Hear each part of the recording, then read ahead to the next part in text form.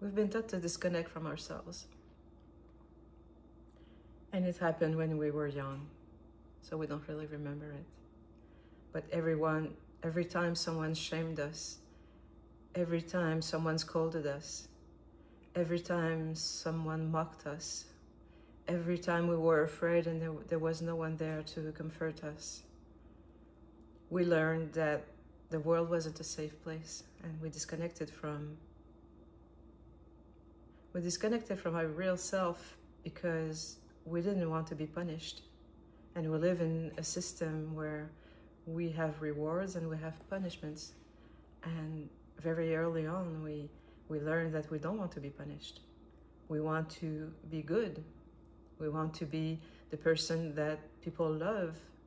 And we are taught really early on that approval and love are the same. And that's not true. Approval is not love. People can approve of you and not love you.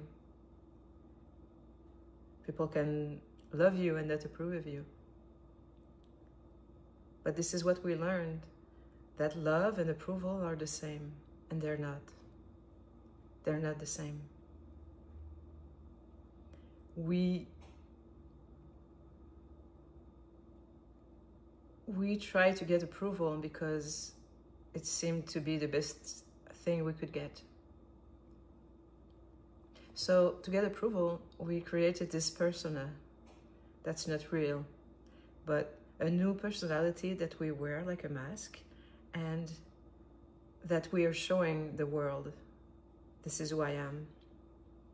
And this is my mask. I'm not showing myself, I'm hiding behind the mask that's been approved most of the time by the people around me while I was growing up.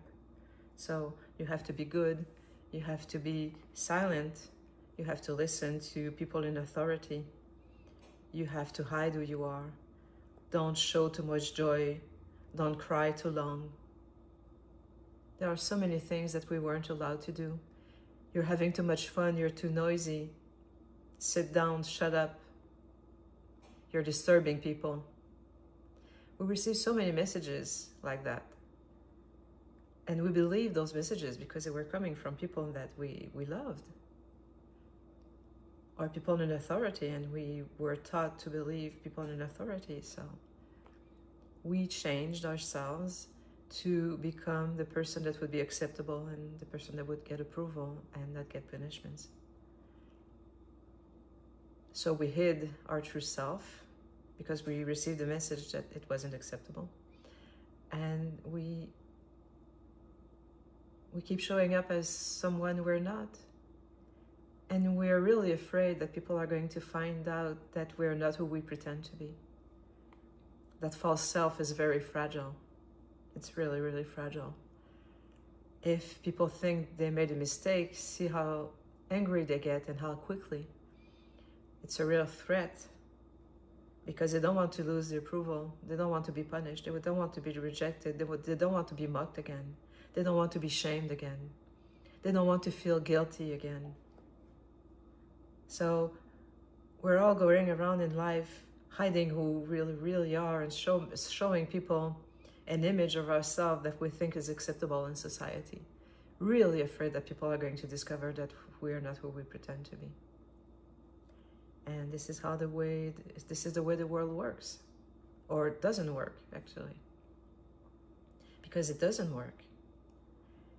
Being separated from our real self is really, really painful. Parts of ourselves that we have pushed away are trying to come back, and we have to push them down. And often we have to push down anger and sadness and guilt and shame and powerlessness. Powerlessness is a big one. And we're pushing it down, we're pushing it away, out of sight, out of our awareness even. And that's painful. We have no idea that reintegrating those parts of us would actually bring us peace. We're really afraid of feeling those things because when we felt them in the past, we were punished for that.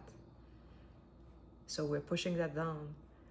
And because it's taking a lot of energy and it's very difficult, and those parts of us that we have rejected ourselves are just trying to come back into our life. We numb ourselves. And this is why we have addictions. When we're scrolling on the net, scrolling on social media, when we drink too much, when we do any type of addictive behavior, it's because it's the only way we could find to find some relief. And it's just getting worse as we're getting older, usually. So there is a way back, and this is why I created the community I created, because we haven't learned how to be with ourselves and with other people in a loving way. We haven't learned how to accept who we are, really. We've learned quite the opposite, actually. And nobody gave us a really good role model of what it is to be a person and to be in a loving relationship, to be loving to ourselves first and to be loving to the other person. We have no idea what that looks like. We know what we have seen from the people around us. We know what we've seen on television, but that's not life. And we're just imitating what we see around us. So my community was created so that we could question those rules that we have internalized. And we reconnect to ourselves and we reconnect to others in a real way. All of myself, all of the other person, all the parts that we think are not lovable, they actually are very lovable, those parts. And when people come to me, they usually want to get rid of those parts, but I'm saying to them, I don't do any amputations here. I'm doing reintegrations. And when we really look at what those parts are trying to tell us, we discover that they're beautiful. I know it doesn't feel that way right now, but they are beautiful and they are worthy of your love and your attention.